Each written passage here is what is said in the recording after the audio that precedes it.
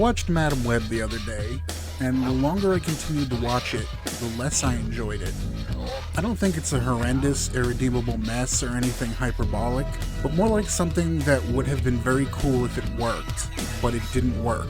and therefore is way more disappointing. I feel like out of the gate this movie had a very large hill to climb,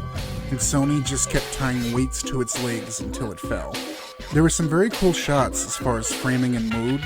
and some of the iconography with things like tying a cracked windshield back into spider webs visually was interesting. And I do feel like there was meat to be had in the story they were trying to tell and the mood that could have been set, but also I feel like it suffered the Sony Mad Libs problem that a lot of their IP-focused movies suffer, where it feels more like a collection of ideas that people had that they tried to find ways to tie together, and less like a creative vision being produced. Like too much producer input and not enough creative freedom, if that makes sense. Hey gamers, just a quick aside mid-sentence, but the last video didn't do as well as my sponsor had hoped, and I've been informed that as an incentive to improve, I'll be given the opportunity to attend Illuminaticon, the premier convention for mysterious shadow councils, if I can get this video to 100 likes. And if I don't, I'll probably be killed. I'm working on a long video about Spider-Man games, and I have a couple of other interesting things in various stages of progress, but when I asked my sponsor for a little more time, they told me that I should be happy that Naboo grants me this boon at all. So I don't want to rock the boat. So if you could just all do me a huge favor and smash that like button, subscribe to the channel, and leave a comment below, I would very much greatly appreciate it.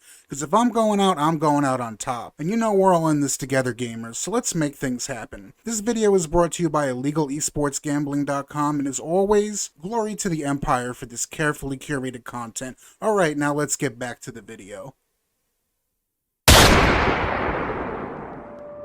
I think that's why some scenes feel out of place, because there are scenes where the director or whoever were able to flex themselves and do what they considered ideal, and other parts were more like something that they were forced to film but didn't really have any excitement for. There are a lot of times where a series of events will set a very specific tone, and then some random character who didn't even need to talk would say something to break the tension and deflate the whole scene. And you could almost imagine some person in a suit saying, "We need a joke to lighten the mood here," to the stressed out writers who are already juggling like 30 plates to even make the movie flow and continue to make sense. There were lots of parts where something would be happening that was supposed to be super tense, and then the superhero stock music would be playing and it was tonally jarring. It really felt like the scenes were shot with a specific idea in mind, and then somebody who didn't see the vision added music that didn't fit in post-production because it's a superhero movie. I suppose an easy comparison to draw would be New Mutants, which was a movie that had the tone and the characters almost nailed, and then it didn't know how to handle the fact that it was a horror movie where nobody could actually be killed and they had to fight a big bad with their powers at the end, so it kind of deflated itself, but did the best it could with what it was allowed to have due to trying to adapt the story without any of the before and after stuff that the comics had. A superhero horror movie could work, and I really would like to see it happen. But there's always some sort of a barrier of entry where they are afraid to commit because to producers who threw money at a project but don't understand the project, comic book movie equates to superhero movie.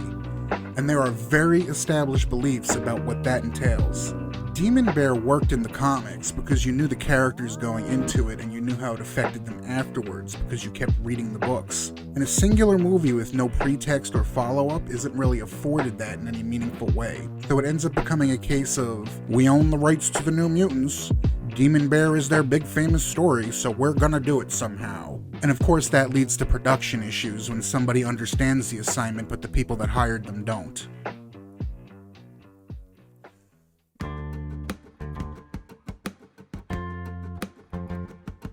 Madam Web has similar circumstances behind its production, but also a lot more freedom to paste over the obvious problems due to being about the power of clairvoyance. Like being able to use that power of seeing the possibilities of the future as a way to show characters being killed without damaging their plot armor, and using that same power to show life after its story concludes. Which makes it feel almost more baffling that nobody looked at New Mutants before making this movie to learn from its mistakes and know what to work around. Then by the end it becomes insulting that they would have the arrogance to treat this movie like an origin story for a thing that we should be excited for more of in the future, when you and I both know this is a one and done. It could have been something with legs and won people over, but the people responsible for it weren't confident, and that shines through to the final product. It sort of feels like being lied to by a person who's very bad at lying. I think this movie works best when it's being a horror movie, but it's not often allowed to be that, despite obviously wanting to. I think if the creatives were allowed to just cook their broth without a bunch of oversight telling them what ingredients to use, this could have been one of those movies that really surprises everyone.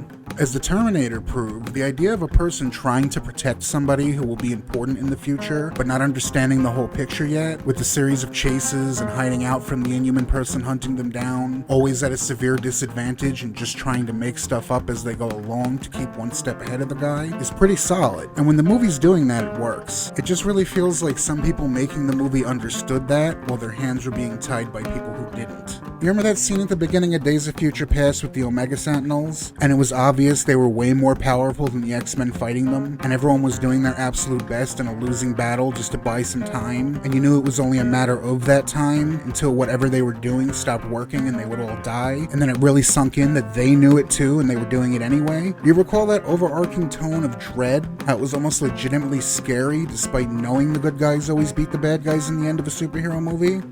That's the tone this movie should have had. The scenes with evil Spider-Man guy are genuinely creepy, despite obviously being shot cheap, and I would argue that them having to be creative in how they film those scenes due to the budget actually enhance them and make them feel a little more believable, but also these scenes suffer from being well lit so you can see all the action, because it's a superhero movie, and that's apparently mandatory. Like, the idea of a super strong guy who can float across walls and survive having a taxi rammed directly into him, chasing you across the city, is actually a really scary concept, divorced from superhero magical fantasy land. And it works when it happens, and I just kinda wish it happened more. Unfortunately, the movie always reels you back in and reminds you that it's not that kind of movie. I feel like the scenes of the four girls all interacting together are probably the weakest parts of what the movie has to offer, but also entirely required to have the four of them grow together. So I can't even say I prefer less of those scenes from more evil spider guy scenes, but I think the contrast in quality becomes more apparent when the scenes happen one after another. I think if the three girls being protected by the protag had a little more to do and were shown to be helping each other more in their own ways to allow their individual personalities to shine a bit more, and give you a way to see them becoming a team as they begin to really care for each other, it would have given the movie a lot, because as it stands, it's a lot of one character shuffling the other three from point A to point B, then going away for a while until they're in danger, and then rushing to their rescue when evil Spider-Man shows up and being like, yo, I discovered more of the plot from my mom's books. And I think that's where a lot of the complaints about story structure that I've been reading probably stem from. There are a lot of times where I found myself asking what this movie would have actually lost if it was just one special girl needing to be kept safe instead of three, and I feel like a lot of that comes down to the Sony Mad Libs problem that I mentioned earlier. I think if the four of them worked together to uncover stuff, it would help so much, and I think with some stronger writing to make all three of the girls in danger feel indispensable and unique, apart from, in the future they will become a spider person that we own the intellectual rights to make movies about and will kill the bad guy. And with some different editing choices to not have scenes clash tonally, this movie would have fared a lot better. It wouldn't magically fix all of the problems, but it would go a very long way. There is a scene where the main character teaches the three Spider-Girls CPR, which is a nice little way to use more of her paramedic background in the story since it mostly gets shoved off once things start happening, and it theoretically gave the girls something to do together as a trio, but it also severely felt like this is the thing you have to do at the end of the movie to prove your value to the team kind of thing that it was. I think that whole final scene could have been a lot stronger if throughout the movie they were each picking up different random bits of paramedic knowledge just from being around their protector, and it all had to come together at the end of the movie in some way. It would have been a way to show them all growing together as a team and learning from each other and all playing their part, I think. Heck, if instead of having a vision and then saving all three girls at the same time on the same subway train, it was instead a story of Madam Web seeking out each girl and adding them to the protective custody entourage while the guy was on their tail and she was trying to make sense of what was going on, it would be a lot better paced and give each character time to be built as they were added to the party. I guess you didn't see that, did you? I can see better than I ever have.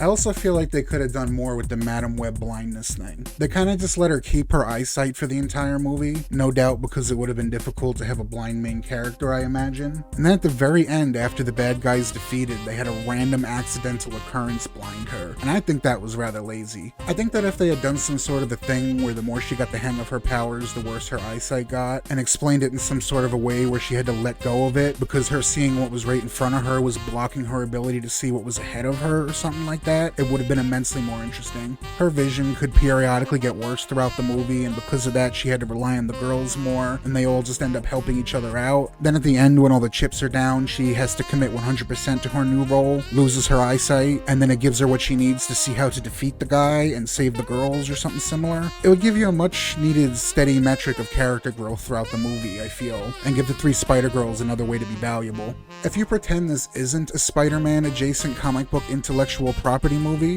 which is impossible to do because the movie keeps reminding you that it's supposed to be one, it's fine. Personally, I think that if it wasn't related to comic books and was its own sort of thing, it would have worked a lot better, but also I am fairly certain that it never would have gotten made to begin with if that were the case, and if it did, I probably wouldn't have even learned about its existence at all or watched it, as a movie about a guy who is oddly similar to Spider-Man trying to kill a bunch of teenage girls, while some lady who can see the future tries to stop him, is a very hard sell compared to this movie technically has 5 Spider-Man characters in it, and it may or may not tie into all of the other Marvel stuff you blog about, but we're being oddly vague about it for legal and marketing reasons. So you just keep tweeting about it to boost awareness, please. Spider-Verse, am I right? I mean, if you were going to make a tax write-off, you could at least try and make it good, have some men in it. I don't really want to broach the topic of people disliking it just because it's a female-led team-up affair, because there are definitely regressive people out there like that who deserve all of the ire, but because it is always brought up when it comes to discussing this movie, I will say, Sony isn't exactly innocent when it comes to hiding behind that "this movie is good and you just hate it because you hate girls" shield. But this movie is hardly a Ghostbusters 2016 affair, and should be judged according to its own merits and not allowed to enter that particular debate space, as it would be disingenuous to the work that people put into making it and also dishonest to the people who have legitimate criticisms. There are definitely times in this movie where it's obvious that some guy on the board or in the marketing department leaned on that vibe to get the movie made and push it, checking some boxes off the things they think we asked for but they only have a surface level understanding of and don't actually care about checklist. But also there's a theme of motherhood and found family and the parent protecting the child laced throughout the entire narrative of this movie. And although it's nowhere near as well done as Aliens did it, it's also nowhere near being the lip service that it was when they tried to do it in Resident Evil Retribution. This is probably not a movie that would have worked with 4 male leads, and therefore I don't feel like it was done just for the girl power of marketing and the ability to deflect criticism.